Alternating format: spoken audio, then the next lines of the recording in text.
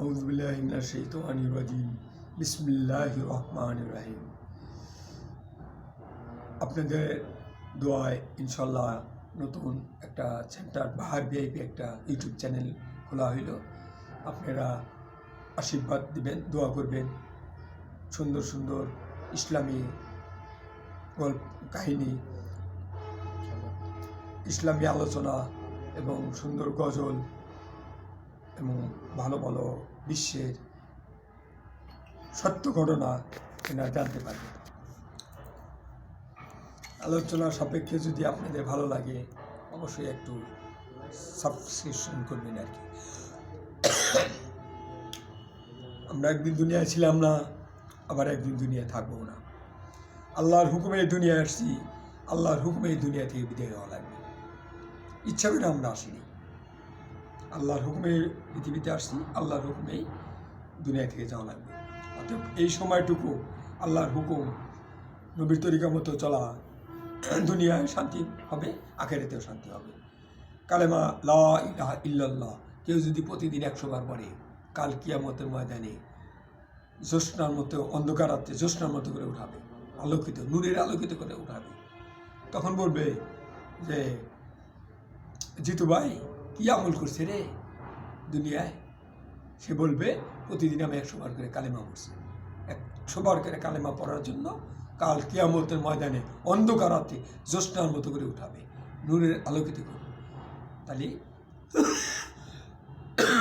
কালেমার কি দাম বুঝতে পারছি, অনেক দাম। এই জন্যে আমরা 5 ওয়াক্ত নামাজ পড়বো, কোরআন শরীফ পড়বো, দরুদ পড়বো। তাহলে ইমান নিয়ে কবরে গেলে আমরা শান্তি পাবো। দেখেন ভাই, দুনিয়ায় থাকার জায়গা না, দুনিয়া থাকার জায়গা না। আল্লাহ পাক পাঠাইছে, আয়ু দেয়, ওই আয়ু এক সময় শেষ হয়ে যাবে। আয়ু শেষ হলে আমরা কবরে চলে যাব। আইসক্রিম যেমন ধরে রাখলে খাইলেও আপনি শেষ হবে, না খাইলেও শেষ হবে। খাইলে মানে আপনি তো আমল করে দিতে পারেন, ওইটাই খাওয়া বোঝায় আর কি। অতএব আমরা ঠিকমতো আমল করব। শুধু তাই না, আল্লাহ পাক দুনিয়া আমাদের ছেড়ে দিয়েছে। আমরা যেমন পৃথিবীতে, উদাহরণস্বরূপ পৃথিবীতে চিলা অথবা ঘুড়ি আকাশে উড়িয়ে দেই, গুটি থাকে আমার কাছে। ওই গুটি চিলা যতই উপরে উঠে লাফালাফি করুক, গুটি আমার কাছে থাকে। ওই চিলা গুটি ঘুরে ঘুরে চিলা আমার কাছে নিয়ে আসতে পারবো। আল্লাহ পাকও ওই রকম আমাদেরকে ছেড়ে দিছে। হাতের গুটি কিন্তু আল্লাহ পাকের। যখন আল্লাহ পাক বলবেন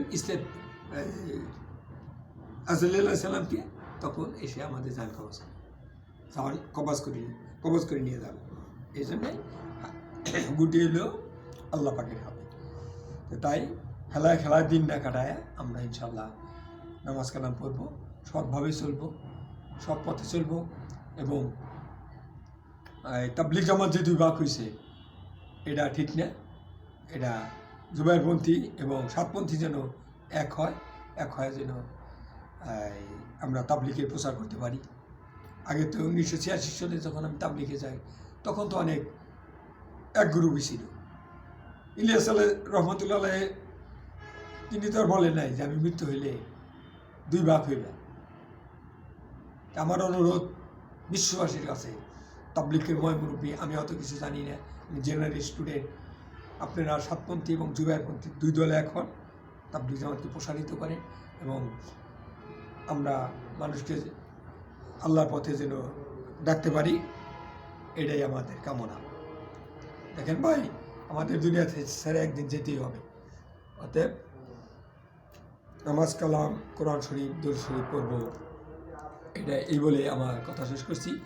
যদি কথার মধ্যে যদি ভুল ত্রুটি থাকে ক্ষমার দৃষ্টিতে দেখবেন, এবং কথা যদি ভালো লাগে সাবস্ক্রিপশন দিবেন আর কি। আসসালামু আলাইকুম ওয়া রাহমাতুল্লাহি ওয়া বারাকাতুহু।